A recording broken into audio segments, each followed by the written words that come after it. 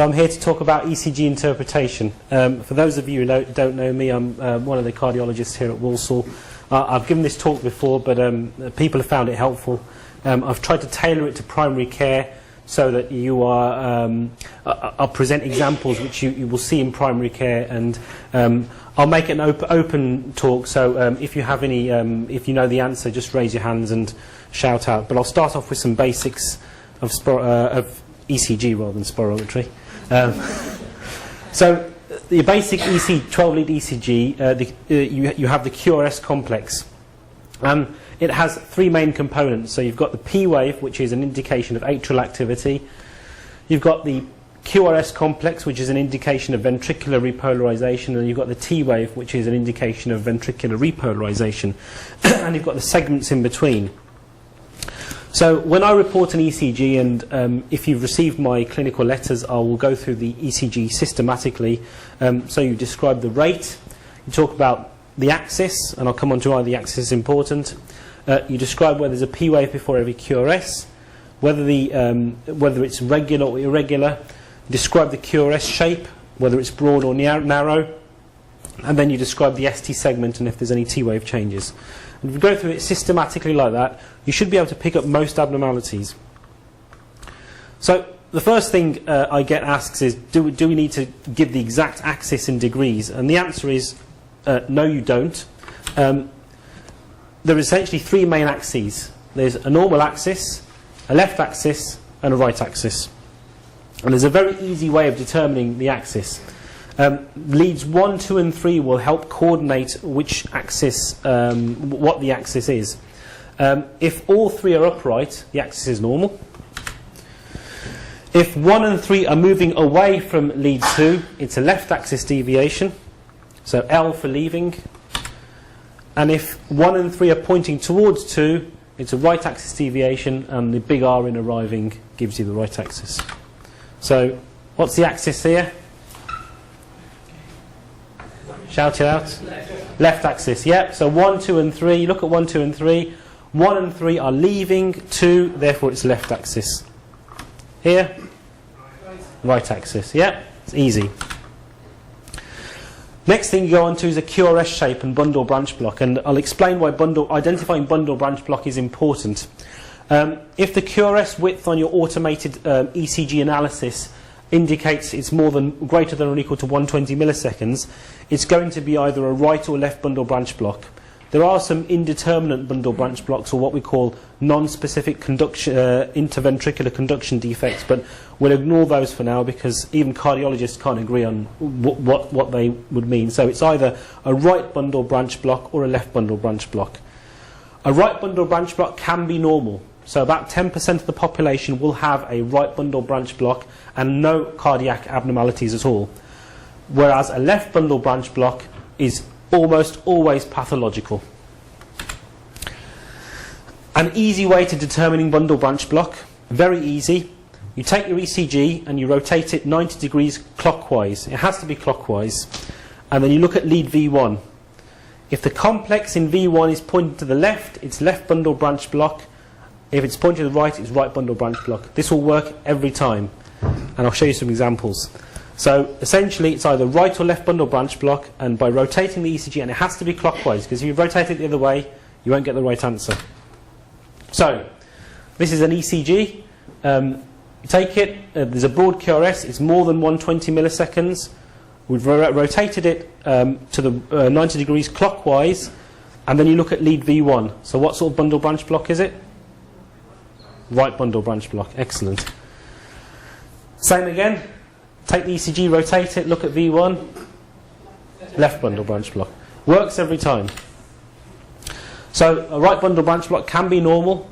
About 10% of the population will have an isolated right bundle branch block without any underlying structural abnormalities. But it can be a marker of other abnormalities. For example, an atrial septal defect, so they may have a murmur. It can be a marker of right ventricular dysfunction, so usually chronic lung disease or chronic recurrent pulmonary emboli, cor pulmonale, will cause right ventricular dysfunction and a right bundle branch block. Can be a feature of ischemic heart disease.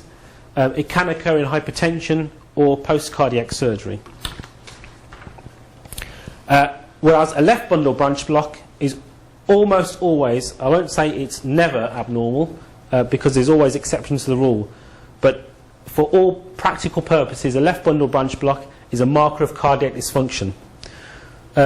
People ask me, why is that? It's because the left bundle traverses the entire septum. The right bundle is a single isolated bit of conduction tissue within the conducting system, whereas the left bundle actually traverses the entire septum, and it's a marker of disarray of the myocardium. It often occurs in ischemic heart disease, heart failure, or cardiomyopathy. And in the Framingham data, which is very old data, but as a group, patients with left bundle branch block live 10 years less than those with non-left bundle branch block. So if you identify left bundle branch block, it will be a marker, until proven otherwise, of underlying cardiac disease. Moving on to bradycardia. So you've got different types of bradycardia. You've got normal sinus bradycardia, and then you've got heart block, and there's different types of heart block. There's first degree heart block, which is a prolongation of a PR interval. That's often normal. It can be a feature of the aging process, but essentially there is no need for further interventions if you see that. Then you have different types of second degree AV block, type 1 and type 2, and then you've got third degree AV block, which is complete heart block. To make it simple, anything that's not first degree AV block, i.e. anything other than a simple isolated prolongation of the PR interval, needs to be referred. On to atrial fibrillation. Now, I often show my junior doctors ECGs and they get very confused and they start squinting at the ECG to work out if there's P waves or not. Essentially, if there's no P waves that you can see and the rhythm is irregular, it has to be AF. So keep it simple. If you're really struggling to find P waves, then there aren't any. There's no point looking and saying, oh, that possibly could be a P wave. If it's not clear and it's irregular, it has to be atrial fibrillation.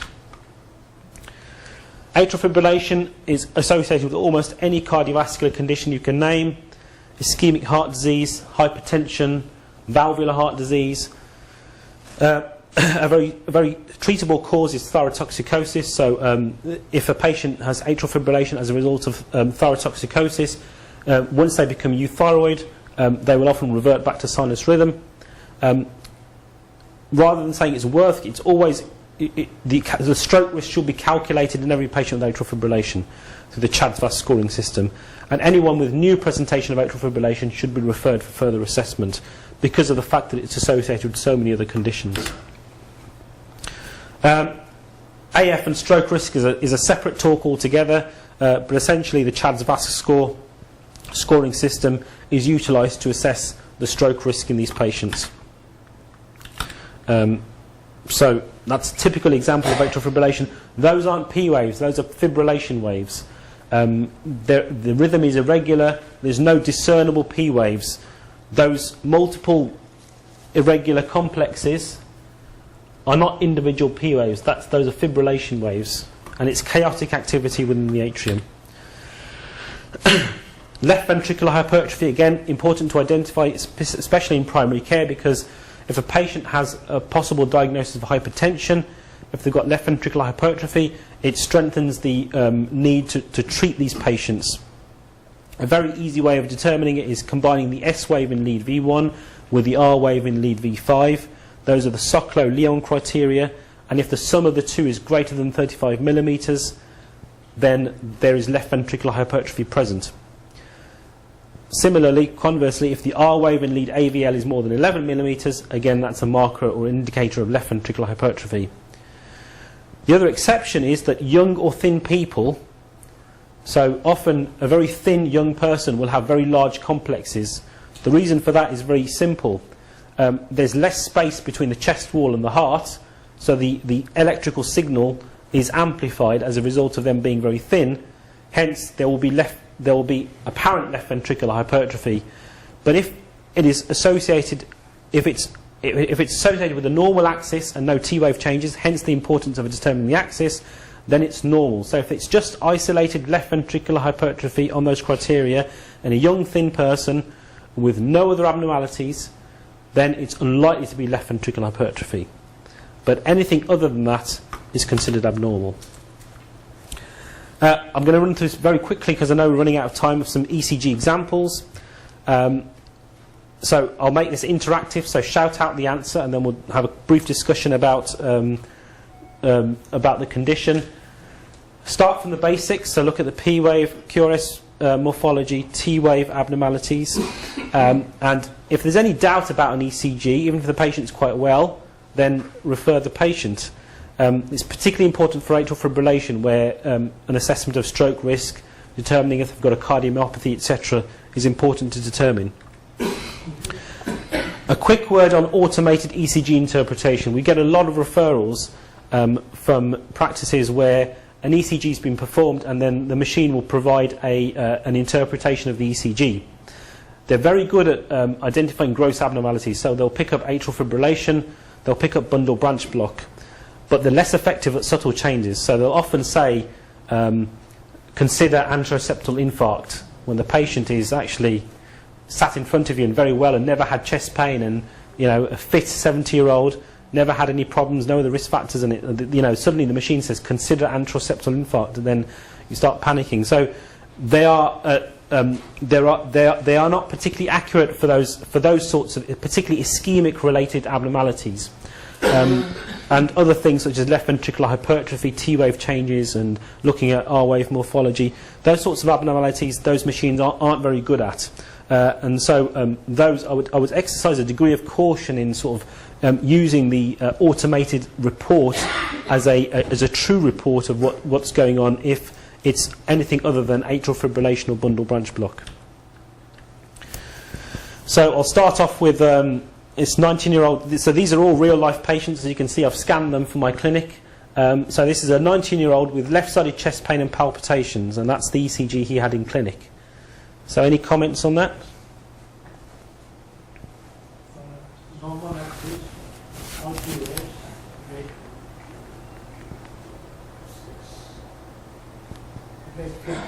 Yep. Yep.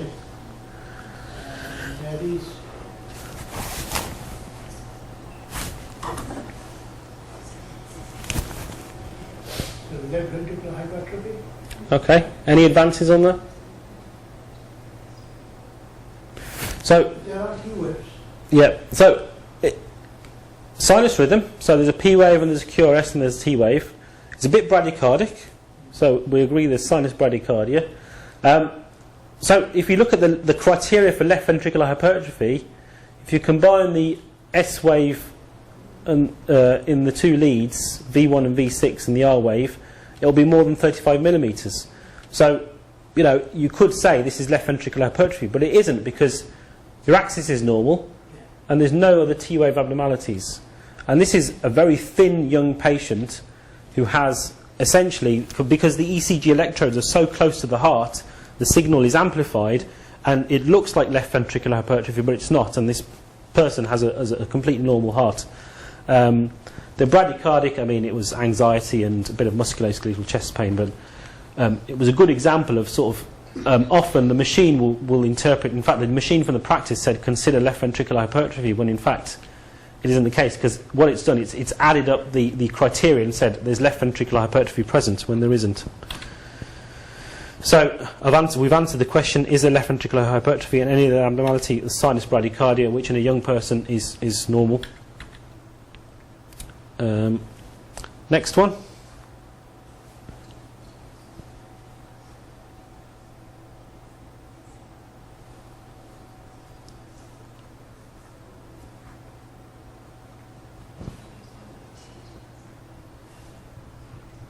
Any advances? Comments?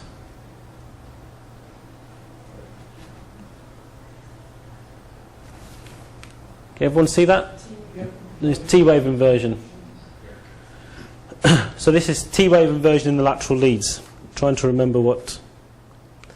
So these are often non-specific abnormalities, again associated with hypertensive heart disease, old or resolving infarcts. I'm not sure why that example was included, but yeah, T-wave changes. So there's certainly an abnormality present, but it's often a marker of underlying old ischemic heart disease or untreated hypertension. 64-year-old man with COPD.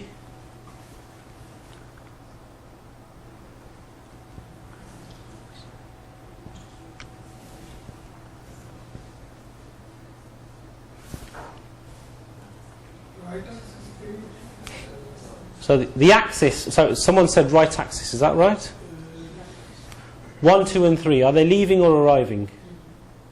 They are away from the lead. Yeah. Should be left axis. Correct, so it's left axis deviation.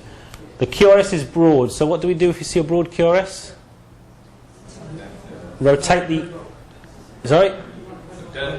Turn, so 90 degrees clockwise, and look at V1, and where would V1 point? It was... So it's a right bundle branch block.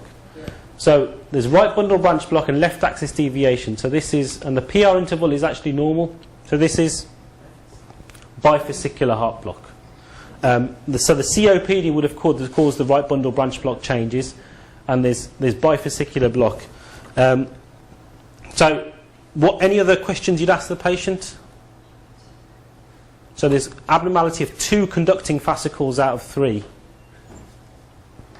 Have they blacked out ever? Because they may have developed intermittent complete heart block. I won't go through the cardiac conducting system, but next one. So this is a 73-year-old lady who presents with a slow pulse. The left axis. Yeah.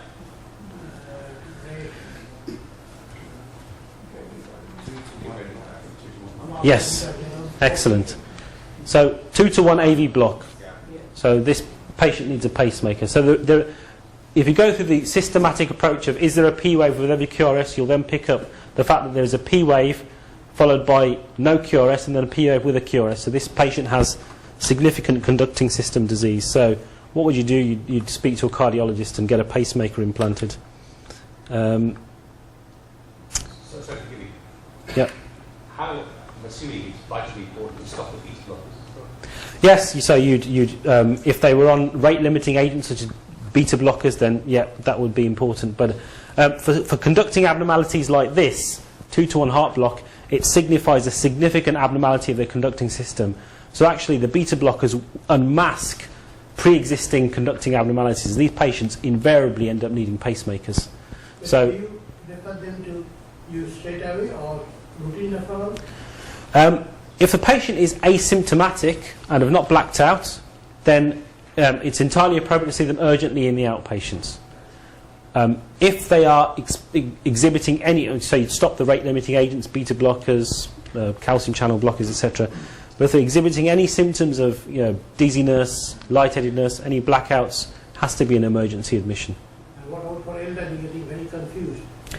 Again, confusion, that's a very good question. Confusion in the elderly, in patients such as this, often, because their cardiac output is reduced, confusion is often a presenting feature of significant bradycardia. So again, yeah, it's a very good point. These patients, again, may not exhibit the typical symptoms of syncope, and they may be confused. So 8301 comes to the surgery feeling unwell.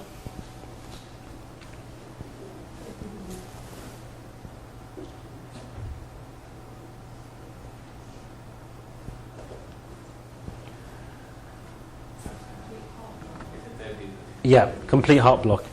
The reason I put this ECG up is because if you were to look at the automated readout, it says the heart beats 100 beats a minute.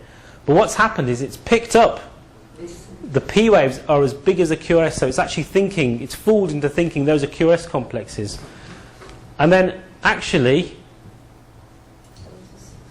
the person who took the pulse has actually measured the pulse incorrectly. What happened? This was a student nurse who saw that, checked the pulse manually and found it to be 30, and then decided to take an average and put it down as 60. So I looked at the ECG and thought, that can't be right. So, yeah, it's complete heart block. It's not 100 beats per minute, it's certainly not 60. So, again, clinical examination is very important in these patients. Check the pulse. If the pulse is slow, it is actually slow. That's the patient's pulse. It's not that necessarily, although those are reasonably accurate, but in cases like this, they can be the machine can be fooled. And obviously this patient needs an emergency admission. I think this is the last one. An 80-year-old has returned from a stay in hospital. The EDS hasn't been sent. So what do you think is going on? I heard someone whisper at the back, it's a paced rhythm, which is exactly right. So it's, Pacemaker. yeah, dual chamber pacemaker. Just quickly, the QRS is broad, so what sort of bundle branch block is it? So you rotate, look at V1, rotate the ECG 90 degrees clockwise. It's Sorry, excuse me, you say bundle branch block, it's a pace block, and then it's pacing to the ventricle anyway, so... But it will still- As a bundle branch block. It will still be a bundle branch block, because if it's a dual chamber pacemaker or there's a lead in the right ventricle, so the right ventricle will be paced first, and it bypasses the pre-existing cardiac conduction system, and you'll get a left bundle branch block pattern on the ECG. So you still get a left bundle branch block because you bypass the normal conducting system. Yeah, it isn't actually a bundle branch block in the sense that that's the actual problem the person's got with the heart. It's still described as a bundle branch block because the lead is in the right ventricle, and the pacing impulse will deliver an impulse to the right ventricle, and it will depolarize in a different fashion. So it will depolarize in the same way as a left bundle branch block would. So the depolarization effectively starts from the end of the right bundle, depolarizes the right ventricle first, followed by the left ventricle.